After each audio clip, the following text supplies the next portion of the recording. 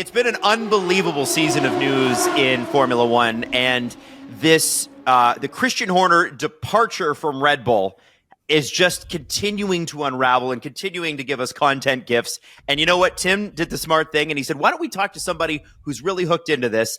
Nelson Valkenburg joins us from Viaplay, which are the F1 broadcaster. They're also like the most hooked in some of the entire sport. Like some of the journalists from Holland are the best in the sport. And Nelson Valkenburg, you're one of them. We're so happy to have you on the show. And we were just trying to pronounce Max Verstappen properly before the show started. So I want to start there. So I said Max Verstappen, and Tim said what? What did you say? Max Verstappen. And because there's the st in it, right? Yeah. How do you actually pronounce it properly? It's Max Verstappen. Okay. Now you were What's making so fun different of about the way I said it? A little bit. Come on, Tim. A little more it's okay. and just sh. accept it.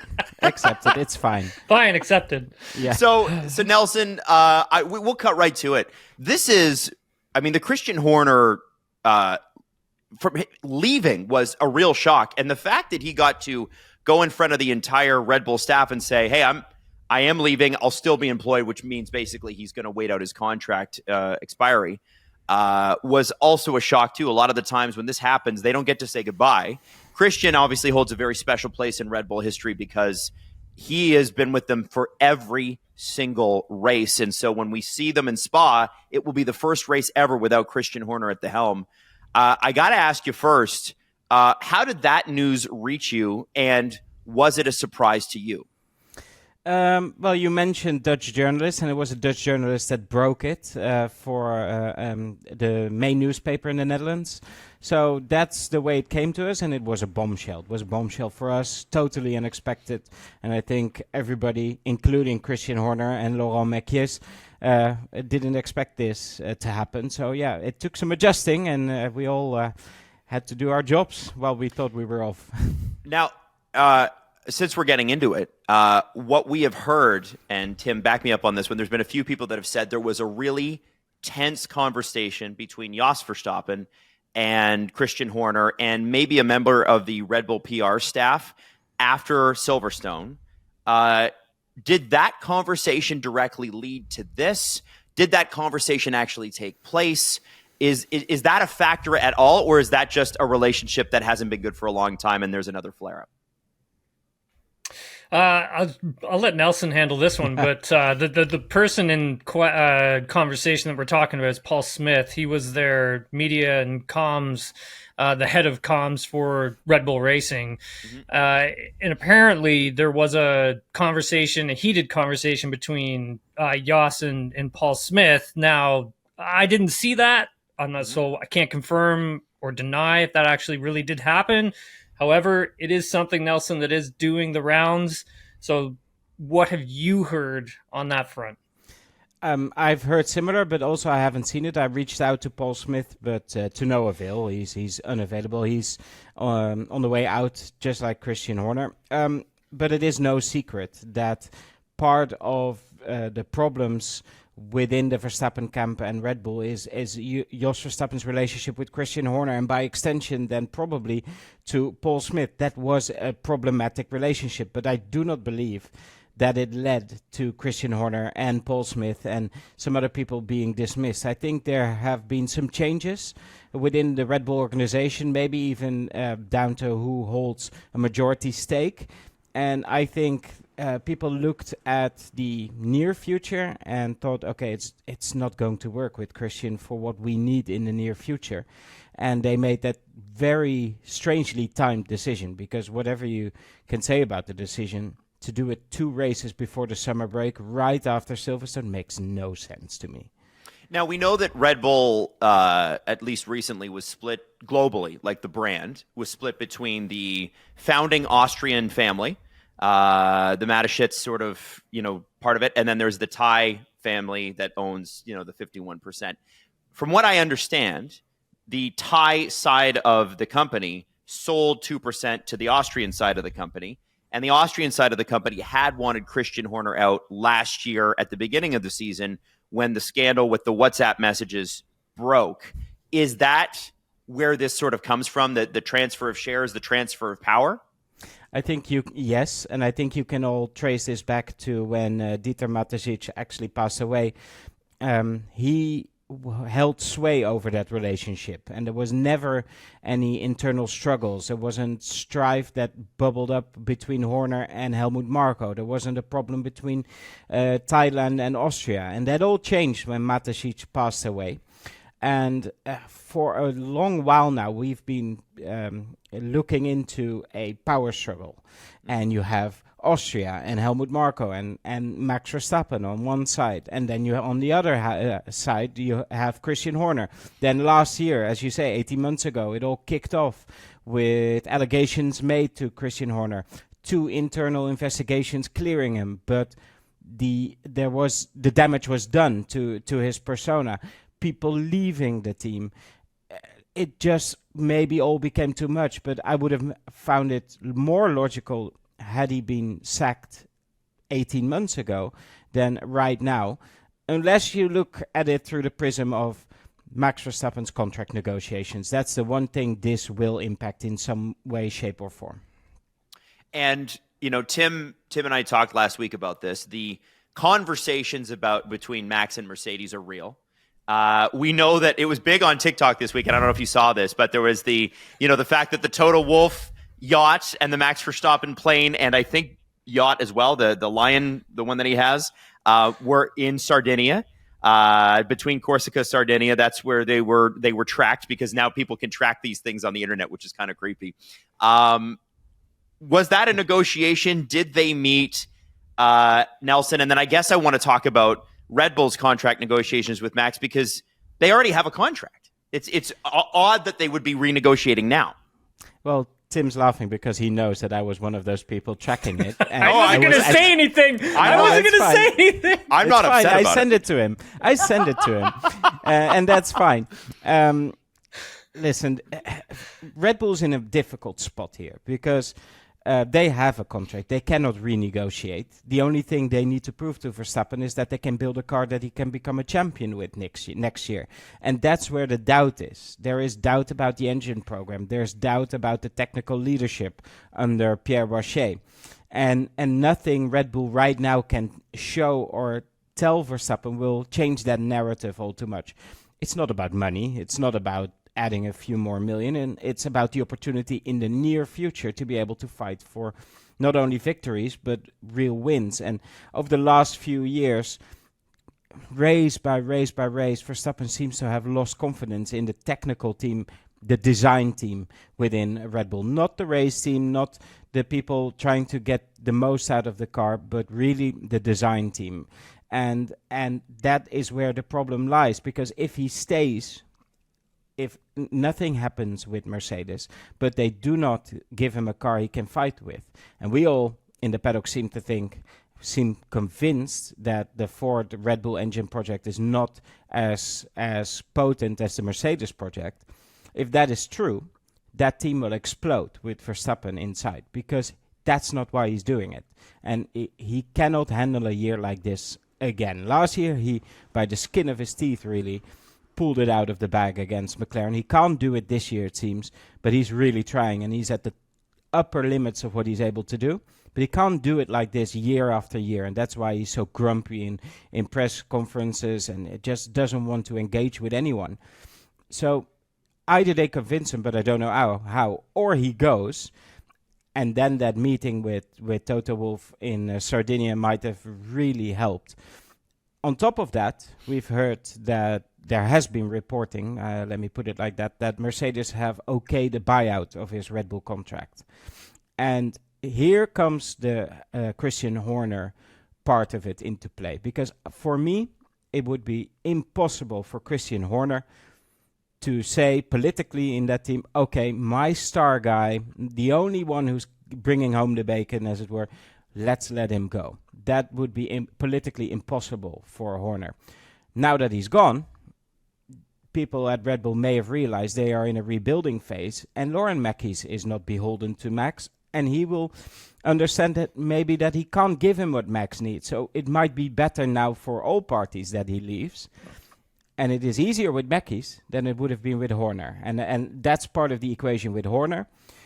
Bringing it back to Mercedes, of course, they're getting closer and closer. And we've been hearing rumblings that we might have to prepare for some sort of press event in Spa.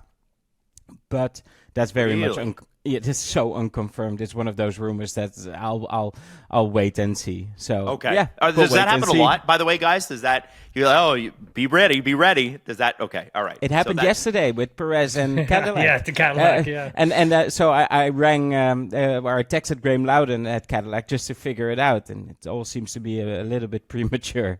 But yes, it happens, and also there are a lot of people who are willing this on because change is good, and a lot of people around Verstappen also want this change.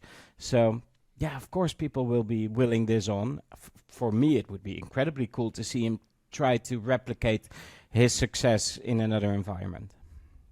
So Tim and Nelson, one of the things that people keep talking about is this Red Bull Ford power unit and how this plays into Max's thing. Now, obviously, this was announced with great fanfare when Red Bull were at the top of their game, right? This is when they were winning every race except for the one race that Carlos Sainz stole. And, it was the most dominant season in Formula One history.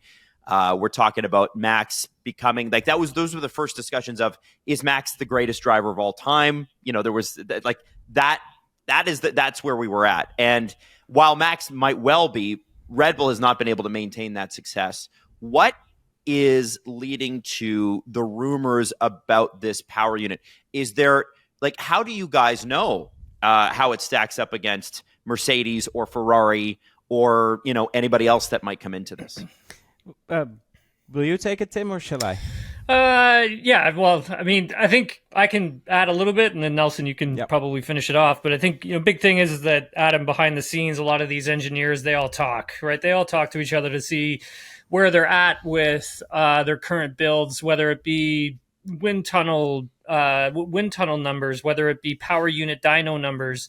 So, sometimes those things get embellished, and in this moment, there's been so much chatter around the struggles that they are having that it does seem like they're going in that direction of getting on the struggle bus for 2026 with their power unit.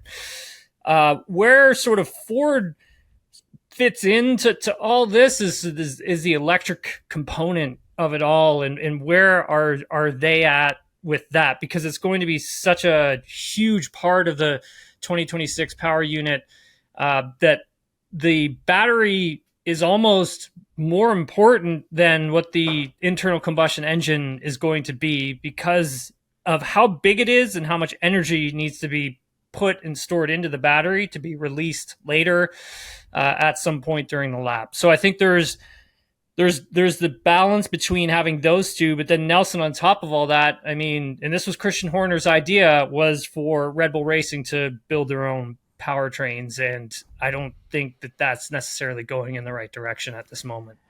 They may have bitten a little bit more off than they can chew, but fundamentally, Verstappen has the clearest picture. Honda has been talking to him, showing how well they're doing or not. Mercedes has definitely been showing what they're doing. And Red Bull, Ford powertrains, they are showing Verstappen just to keep him on board, so he'll be able to make an assessment.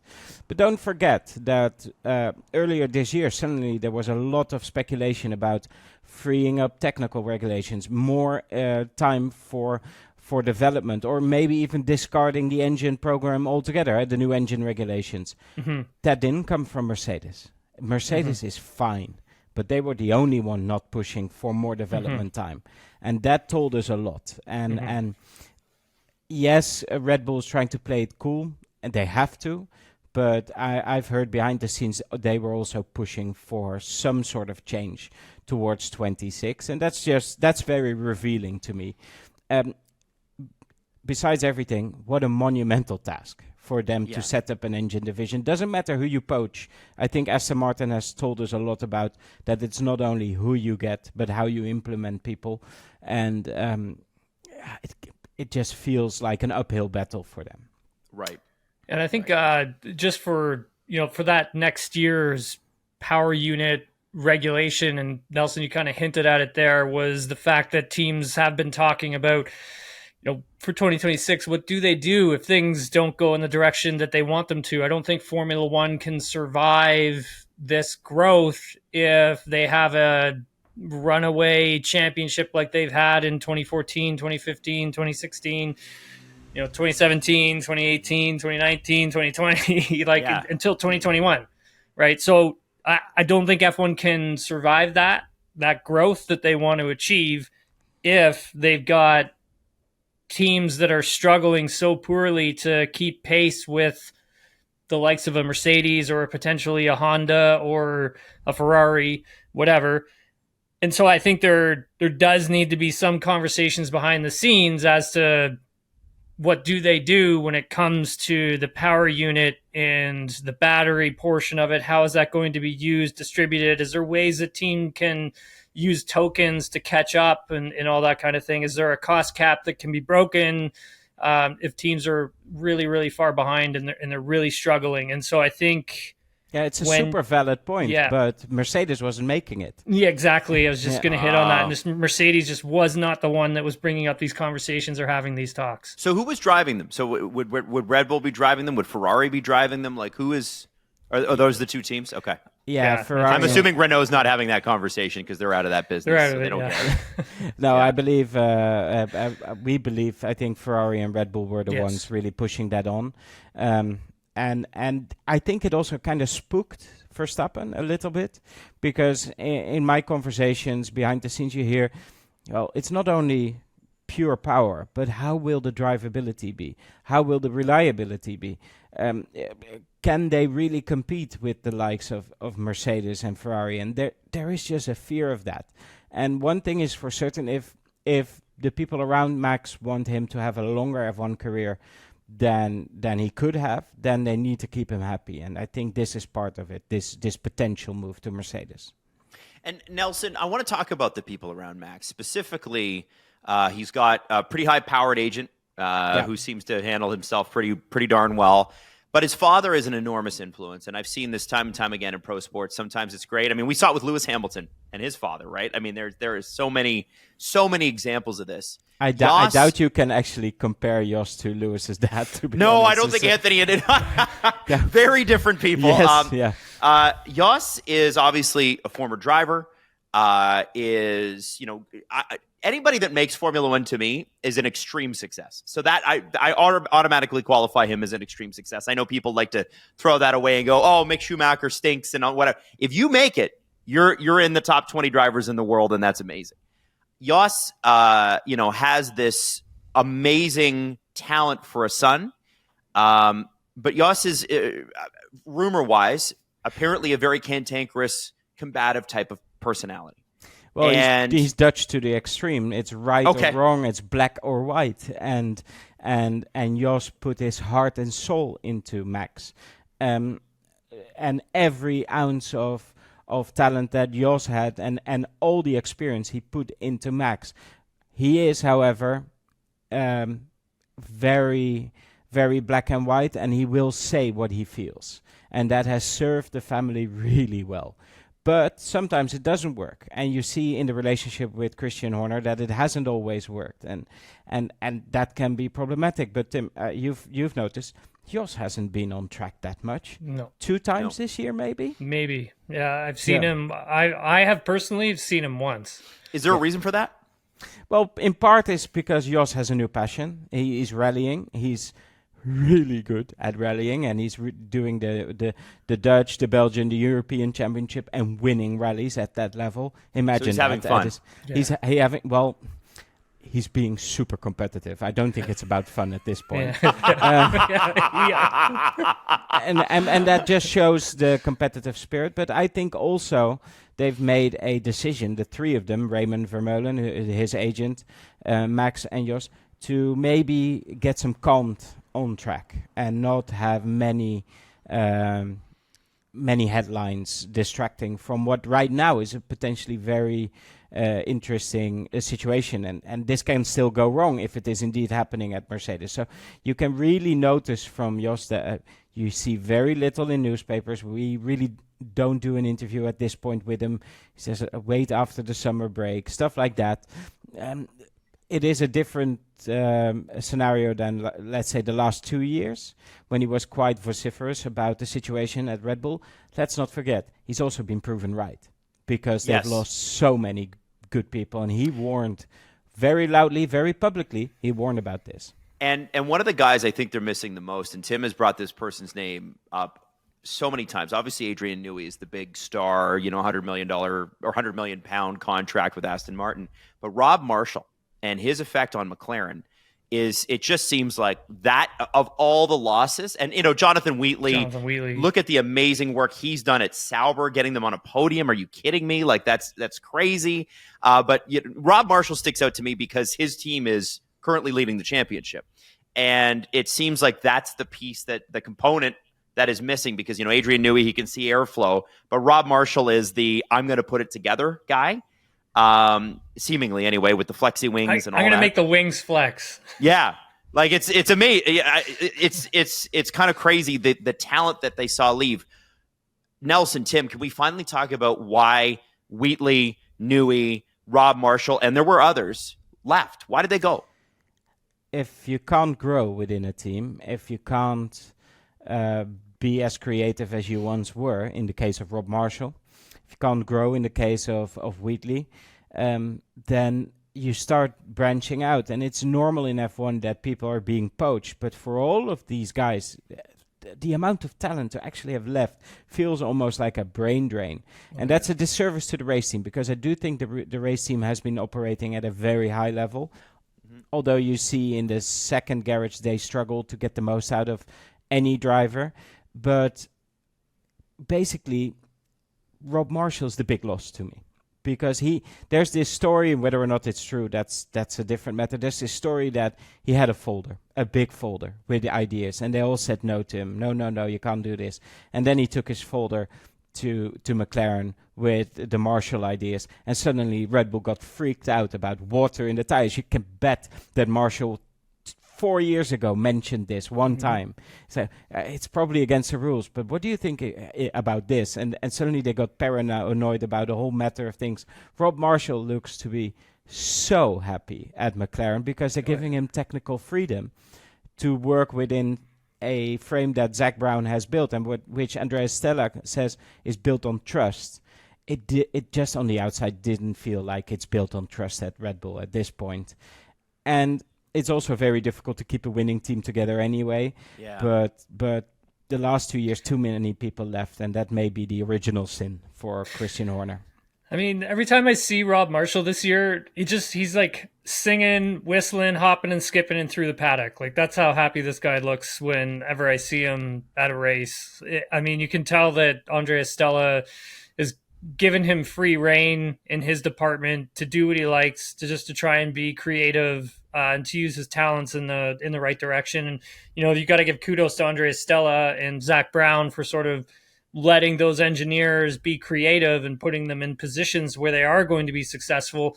And I think like Nelson said it perfectly, just that upward growth within a team. And I think Jonathan Wheatley is a perfect example of that as well, where it's, this was probably going to be the guy that was going to replace Christian. And when Christian, if he had have retired, or if he had have moved on or gone and done something else, or was let go from the team, it would have been probably Wheatley who jumped into that spot. But I just think at the time for him, he must have been considering his options, where it's like, am I going to get moved up in the near future? Probably not. And this looked like a good place to go to in Sauber and help them rebuild and bring my talents there.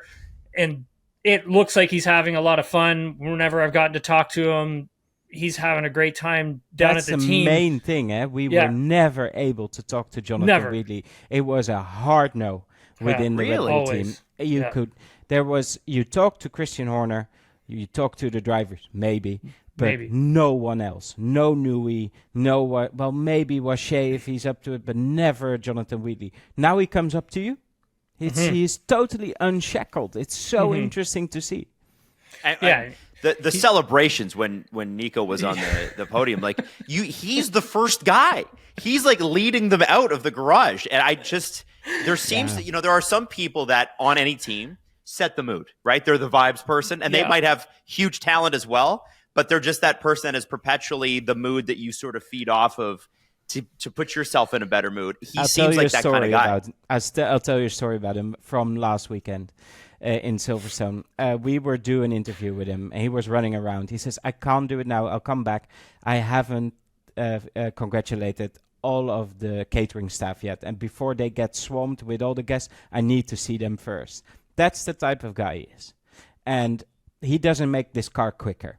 Binotto set this in motion last year at Sauber. You could see at the tail end of the season it started to work. But what he is doing, score points. You could see him giving the team confidence that they're good enough to be Audi. And that's that vibe, that energy has been missing from Red Bull. We talked about the season that Verstappen had 2 years ago where he was winning almost everything. It was that season that Verstappen started to talk about the characteristics in the car that are now so dominant. The snap oversteer going in a corner, the mid-corner understeer so the front won't react, and then you have to manhandle it and use the throttle to get it rotated so your rear tires overheat. It was 23 when he first talked about it to me, and for that team to not have recognized, to not see through the fact that they were winning, that they were on the wrong path, that's a problem. And that's why I feel personally Max may have lost faith in the technical team, because he's been saying it for 2.5 years. And I understand they won everything, but it's one car. The other car couldn't compete. And that's indicative. And now Verstappen can't even live with this car. And everybody was saying it's built for him, while he was complaining about it. And the fact they haven't changed their approach, he is, I can imagine, so fed up with this.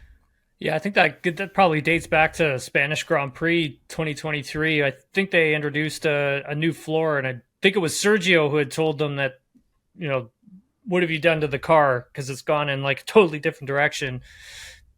And I remember hearing from a couple people that they weren't listening to like what Max and Sergio were telling them. And Max and Sergio just kept repeating, like, this is what it's doing. We can't go in this direction anymore. Why do we keep going in this direction? Blah, blah, blah, blah, blah. And that kept carrying over into 2024.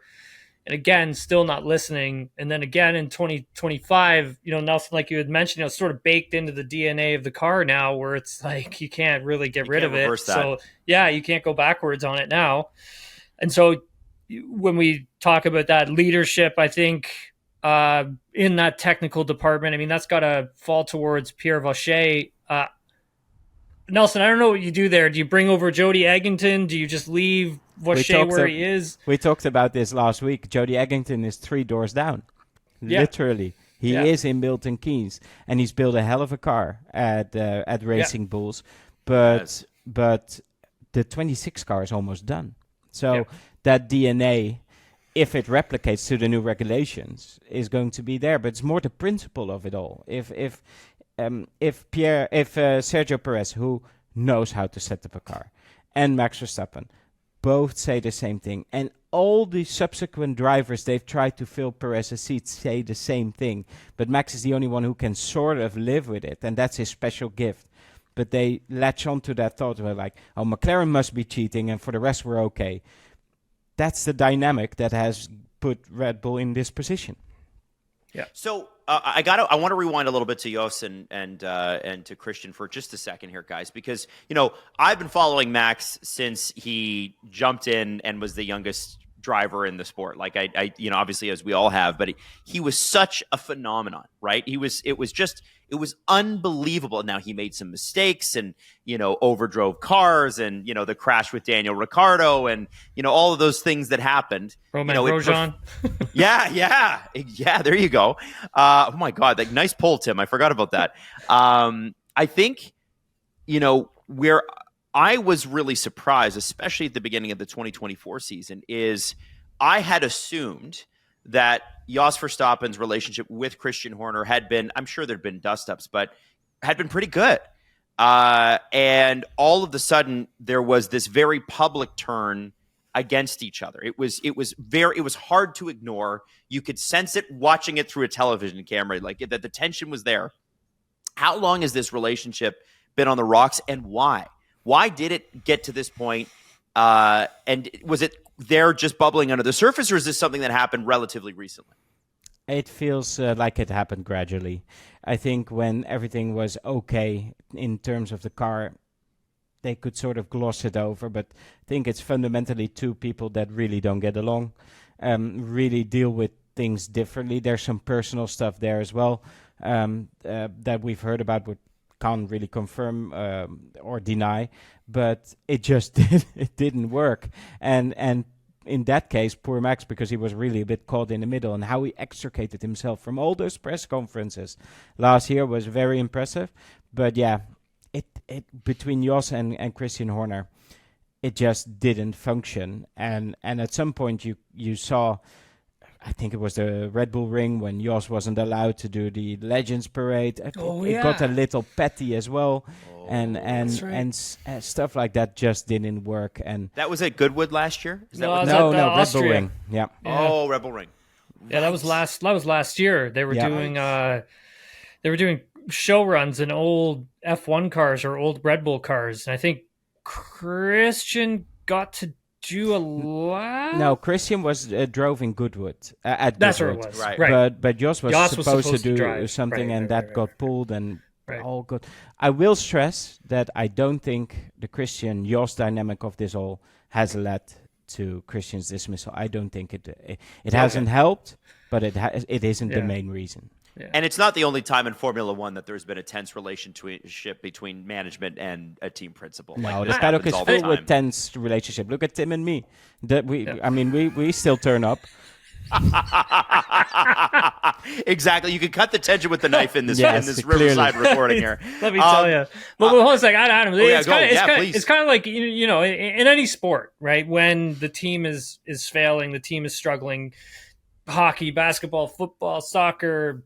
Also football, you know that there's going to be a sacking coming, right? Sure. And for this team, it has been on a downward trajectory, and the second seat is apparent to that. But then when you have Max expressing his frustrations with everything at such a high level, then you can tell if you're a shareholder or you are owner of the team, the franchise, whatever, there needs to be a change, and it has to be a big one, and there needs to be a reset. I asked Max at the end of the British Grand Prix qualifying in the FIA press conference, and I said, hey, can you just tell me, what type of work went into sort of getting this car kind of turned around, because where you were on Friday compared to where you are now, I mean, they're two different things. So can you just talk to me a bit about what kind of work the team had to do to get this thing turned around? And he didn't really answer the question, and it wasn't a happy sort of answer either, I was kind of expecting, because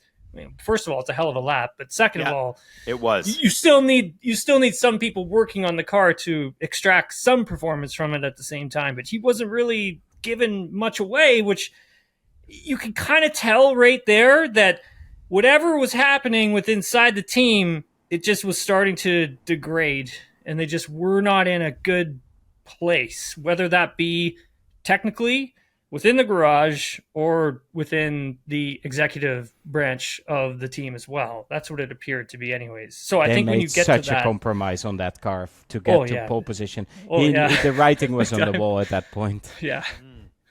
Then you could kind of just see... like that. You could kind of see now why, there was... Christian was let go. You can kind of see it now by sort of piecing all these dots together and seeing where the team and the car have gone. Well, we got a quote from Christian on the Sunday morning on the grid, I think, where he said, I'm just so proud of the team. We've given Max a car again that he can dominate, or something like that. And it was just so off, because he had the flimsiest rear wing, and it was just... Oh, you knew that when it started raining... I'm paraphrasing the quote, but he was so upbeat, Christian Horner, and I thought, the rain won't help. And then when it dried out, there was still no pace in that car. So and he's pulling these cats out of the bag, and when it's a very smooth track like in Suzuka, he can still do it, but this isn't keeping him happy. So Yeah. So then I want to go back to there's sometimes James Vowles gets up into a microphone and he says something, and I am shocked it's not front page news for months. Like, because James has this way of, some people would call it putting his foot in his mouth. I just respect the fact that he's very blunt and honest sometimes, and he seems like a very nice man. We've had him on this show, Nelson, and really, really enjoyed the conversation with him. He just kind of tells you. And what he said was, at the beginning of the season this year, from what I can remember, and I'll paraphrase, is that Toto's got to remember that if Max is coming to Mercedes, that comes with a lot of compromises. That's what he said. Or that comes with a lot of baggage, or, there was that hint of. So I'm curious about what your thoughts are and what he meant by that comment, and what Max at Mercedes really looks like. Because the question is, obviously, him and George Russell don't really get along that great anymore. They'll tolerate each other. There was a report out this morning that if Verstappen comes to Red Bull, that George Russell would actually stay and Kimi Antonelli would find a temporary home in Alpine in 2026. I'm not sure how true that could be. But I wanted to get your sense of what James was saying there and how Mercedes and Toto Wolff ultimately view that. First of all, keeping Max and George in the same team is probably the best thing they could do, but it's something, Tim, that you and I wouldn't have expected because Toto has adopted Kimi. Yeah. Although Kimi has struggled, so he may benefit from being at Alpine with a Mercedes engine. Mm-hmm. That being said, Max Verstappen is a fully formed adult, and he knows what he wants. And the fact that he hasn't jumped ship earlier is because he was very confident in Red Bull. I know for a fact that there were a lot of people around him, and I think Jos amongst them, I'm not sure, but I think so, wanted this move, this flirtation with Mercedes earlier. And we speak about it like it's already happened, but it hasn't, of course. But there were people pushing to have this conversation 2 years ago or a year ago, and he held that off. I'm certain he stuck with Red Bull because it's his family. And the fact that he made that conversation actually go away at that point tells me that he's in charge.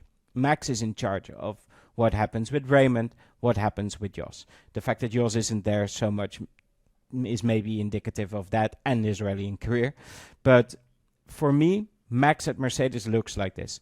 He will pour his heart and soul in, but he does no media. He does no filming days. What he does do is the 24 hours of Daytona, the 24 hours of the Nordschleife, and those 5-6 days each will count as his media days. Okay. And I firmly believe that there is a conversation very close to being finalized for Mercedes to join the hypercar class at Le Mans with a Dallara-based LMDH. So it could also race in GTP and IMSA. That ticks all the boxes Max needs to see. As long as he can only focus on the things he likes, I think that works. And he will have such a direct line with Toto that there will be zero... I don't know if I can swear on this network. But you can swear. Yeah, good. There will be zero bullshit between Toto and Max. They've known each other too long. Austrians are as direct as us Dutchies. That really works. That's why I think right now, if it's actually happening, it's because Toto and Max are talking one-on-one. Really, okay, this is what we need. This is why we need you. This is why you will need us.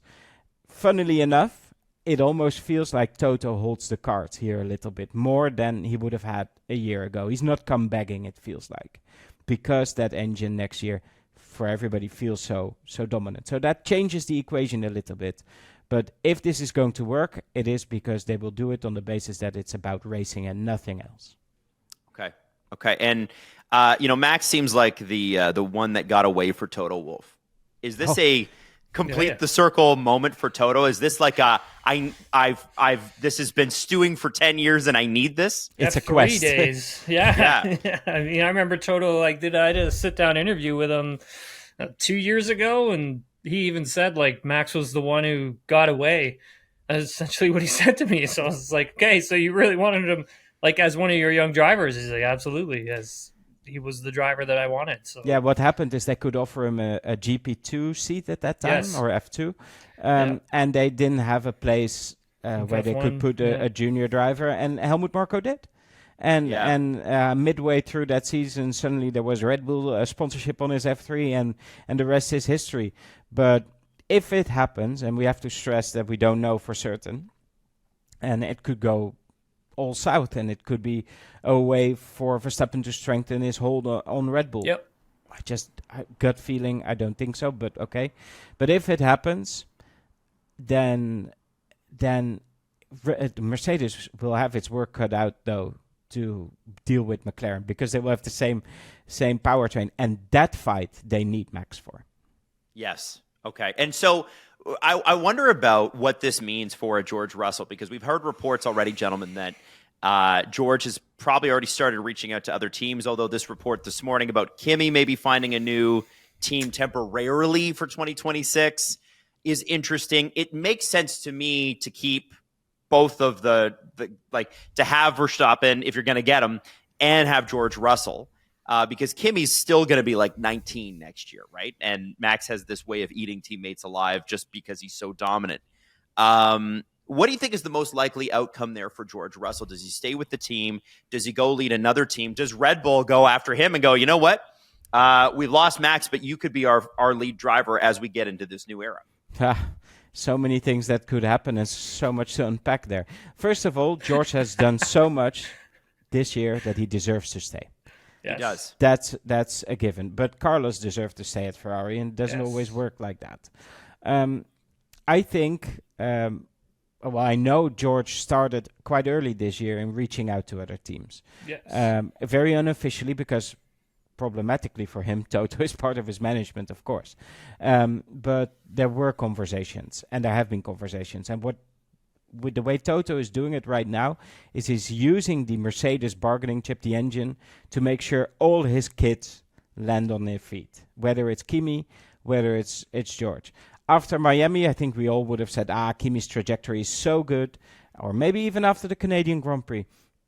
Listen, of course, next year he'll be better and better still. But George is so consistent at such a high level. And if they can use that animosity between George and Max to really propel the team, which you can, then it's interesting. For Toto, it's about his feeling in this. Can he do it to Kimi? But Kimi has been faltering a little bit in the last few races. So maybe it's an easy sell. And if you are being replaced with knowing that you'll return, you might as well get replaced by the greatest F1 driver of his generation. Yeah. Yeah, I mean, if you take a look at like even George when he first came into F1, right? Started off down at Williams. That team was just a hot mess in 2019, and then things didn't get any better after that. But George had to deal with a really horrible car and trying to drive it and make it quick. And moving over to Mercedes, you saw how he was able to compete against Lewis Hamilton, and every year he's gotten better, and every year you can just see how well he's been able to understand the tire, understand, within the race when to use the tire and all of those things. So you can see the experience now for George Russell. If you take a look at like Kimi, there is a lot of natural talent there. There's no question about that whatsoever. And I don't think it would be a bad thing for him to take a step back and go backwards to a team like Alpine. And who's to say that even next season Alpine is going to be a really bad team, right? They don't have to worry about building engines anymore. They have to worry about putting together a competitive aero package, a competitive mechanical package with their race car for next season. So that focus is more direct for them. Who knows? They could come out with something that's actually half decent, and maybe Antonelli's not really going that far back. Now, on the other side of things, when you take a look at Toto Wolff and the drivers he's had to deal with and the teammates that he's had to deal with, I mean, there's no better picture to look at than, Lewis Hamilton, Nico Rosberg. Mm-hmm. And how did he get them both finally working on the same page? If you guys crash into each other, here's the contract, sign it, you're paying for the crash damage. There's no reason why Toto can't go back and revisit any of those things. Now, does Max and George get along with each other? No. But can they work together? Yes. Now, does How long? is Max afraid of George? No. No. Absolutely not. Is George George afraid of Max? No. Absolutely not.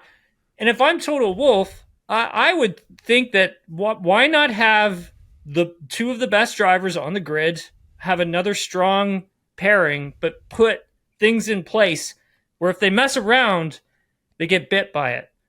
And I think that's the way, if you're going to keep them both at the same team, that's how you do that. That's my personal opinion on it. I mean, I could be wrong, but I think that's the only way that George and Max coexist within a team dynamic. If Mercedes has told Toto Wolff, leave no stone unturned to get back to championship winning form, then you need both of them. Mm-hmm. So it's as simple as that, because they'll need the benchmark from George Russell to understand where Max is with setups and with feedback. Because if they have a totally new car and they're also learning how Max gives his feedback, then they might get lost in the early part of next year. So you need that reference point as well. And as far as reference points go, there aren't a lot of drivers faster than George Russell. So it's a great dynamic in terms of pushing each other's forward. It won't be as happy as Piastri and Norris, but could very well work. Mm-hmm. I wonder too, guys, you think about the teammates Max Verstappen has had, and no disrespect to any of them who've gone on to have great careers. That Red Bull program is notoriously cutthroat. But could George Russell be the most consistent and competitive partner that Max has had since Daniel Ricciardo at Red Bull? Like, this could be a really good pairing.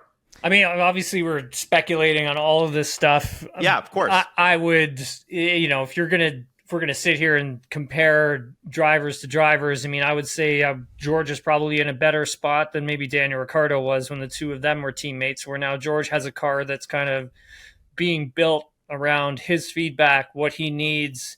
So when if Max, arrives at Mercedes next season or in 2027 or whenever, then Max is going to have to start coming over more towards what George is doing. Now, do I see that as a challenge? I mean, heck no. I mean, Max is driving a car right now that can barely stay on the racetrack. So I don't think Max would have any problems with any of that. This podcast may go out of date so soon if next week they announce that he stays at Red Bull. I was just thinking, 100%. what are we doing? That's okay, though. That's okay. We're speculating. Yeah, we're very much so speculating. much. And you know what? What's wrong? Listen, guys. You guys are the journalists. I'm the fan. I'm asking you fan questions, and that is the point. Speculation is a part of this. No one's going to hold you to go, well, you were wrong, because how come you didn't know exactly what the fine points of each contract was? Tim does that to me in the paddock. That's the problem. Yeah, that's right. Yeah. Adam, this is the internet too we're talking about. Yeah, that's true. They're notoriously unforgiving.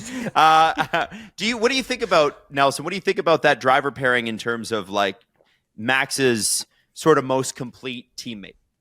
I think so. I think if they've given Alex Albon more of a chance, he would have been that, because I think he's proven that he is of that level, but he was thrown into the deep end at a point that it was just very difficult for him. But yes, he is the most experienced, well-rounded, and fast teammate he would have had then at that point if he moves to Mercedes. So it sets it up really nicely, and unless they start crashing into each other, but Tim already spoke about that, it could work really well.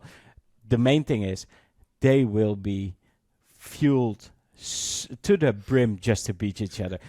To lose to Max Verstappen is the worst thing George Russell can happen to him on a Sunday, and vice versa. So it's just I would pay for that. I would pay money to see that. And if we need storylines, maybe the racing is difficult at the beginning of next year. That's a storyline, though. Nelson, you've been so generous with your time, and we really appreciate it. I got one more question for you guys, okay? Red Bull is a team built on compromise, but also on combativeness, right? You always had the two-headed monster of Christian Horner and Helmut Marko. And Helmut doesn't work for the team, but he sure does work for the team. They'll always tell you, oh, he doesn't work for the team, but he, gives them all their drivers and makes a lot of decisions on that. And he's injected a ton of talent into the sport. What is his future at Red Bull? We can't ignore the fact that he's now into his 80s. That as talented and as amazing as he's been, there could be a shifting wind there. I don't know if there is. What is his role now within the Red Bull program, and what will it be next year? If there has been a shift in the winds, it has now come from Vienna, and that's Helmut's people. So I think if we look at a power struggle, he's won this battle. He won't even say it like that, but there was a problem after Matisic died, and he's there, and Christian isn't, and I don't think we can underestimate that.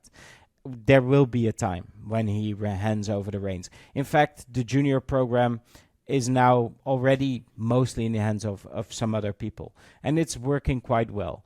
But he, for as long as he draws breath, will have an opinion on it, and and I think since all the press releases, everything, Tim, was very interesting to see. It didn't come from the team last week. It came from Austria. It came from the office of Minslav and the group of people that have backed Helmut a lot. So I don't expect Helmut's role to change unless he isn't as healthy as he is right now. At Red Bull, though, it feels like Austria's tightening its grip on the race team. It's always been a little bit a part of the Red Bull organization, more like a sponsorship deal. Now they're going to integrate it really into the Red Bull company, it feels like to me. Got it. Yeah. I think before we sign off, I just, we have a lot of people, Nelson, who listen and watch the show from like around the world and stuff. And sometimes like they don't really get like how big a certain driver is within their own, country. For Max in the Netherlands, where does he rank? Is he like he is at the very top of all of your celebrity athletes, or is he third, fourth, fifth? So no, he outranks every football player, every pro cyclist, everything. It is Max, but also because there's so much success there. There's so much that the Dutch can identify themselves with. I know he rubs people the wrong way because it's quite the fuck you mentality. Yes. But the Dutch love it. They love that. So and that's what you see on the grandstands in Austria, in Spa or in Zandvoort. It's that mentality. That's why it doesn't always work with British, and that's what's going to be so interesting if this happens. That whole dynamic of 2021 has to be revisited. But as a Dutchman, I can honestly say he is as Dutch as they get, and he is the biggest athlete, probably the biggest celebrity we've got in this tiny country, for sure. Whenever I get to interview him, which is few and very far between, I like his bluntness and how direct he is with a question, because he'll answer the question and he won't give you any PR speak around it. And I guess trying to do my job, I really appreciate that, because it really does help. And I think also some people need to consider when you're dealing with like one of the potential all-time greats. I mean, they're on track. I mean, it's take no prisoners, man. I mean, they get to that level because they are very competitive and hyper aggressive, and if you want to succeed, if you want to succeed, that's especially in motorsports, and Nelson's been involved in motorsports, your whole life, and Nelson knows a lot of the people I used to race against and who were my teammates and all that kind of stuff. And so it's like, and you understand what you have to do within the racing world and out on track to not only survive, but to be the best. And he's changed the sport, and probably the true greats have changed the sport. Schumacher has, Senna did, Prost did as well. And he's changed the sport also in the way on-track fights go, but also in the way drivers are focused. I've never seen a driver being able to compartmentalize like he does. It's insane. Yeah. And that makes him, in my view, the greatest. Brazil last year, for me, was that perfect point where he was starting in the back because he had a penalty for power unit change, if I remember correctly. and just understanding like who was pulling away under the yellow flag for the formation lap that was aborted, but him understanding the rule book so much, knowing that he couldn't leave the grid box, like when everybody else was like leaving, and for him to just like know, like just to think that far ahead while you're under that type of pressure and in those conditions, because it was raining like cats and dogs, is just super impressive. Like, yeah, and he did that day for himself. That day he drove for himself to get the enjoyment out of it, and he was so happy, as he was on Saturday at Silverstone. He knew the race would have been difficult either way, but that enjoyment is the thing that keeps him going. I will say one more thing. If, in fact, George Russell stays and Kimi goes and he gets replaced by Max, will Max work with Bono? Oh. That could be the greatest combination ever, or one that needs some conversations beforehand. Yeah. Because, like, George wouldn't leave his guy. No. That wouldn't make sense, would it? No. That's a good point that you bring up, because then you have to remember the Lewis Bono versus Max and Jean-Pierre Lambiase. Something to think about. Yeah, no kidding. Nelson, how do people follow you? I know you've got an Instagram account. I looked up your Twitter, and the last time you tweeted, you were at opening day Indy 500 with Helio Castroneves, the quickest. Yeah. So no, I'm not that's a a Twitterer. long time ago. I've learned once you go into F1, especially in the Netherlands, you also draw quite a lot of attention. So I'm mostly only on Instagram. You can follow me there. Get a Viaplay account when you're in Europe. Listen there, and that's the only way to follow me. Hey, do I get a free subscription to Viaplay when I go over there next month, or how does that work? Yes, and then I'll send the bill half a year later. You won't know what it's about. Amazing, Nelson. Thank you for making time for us today. It's been a real pleasure. Absolutely. Thanks, Nelson. Cheers. Appreciate your time, man. Thank you.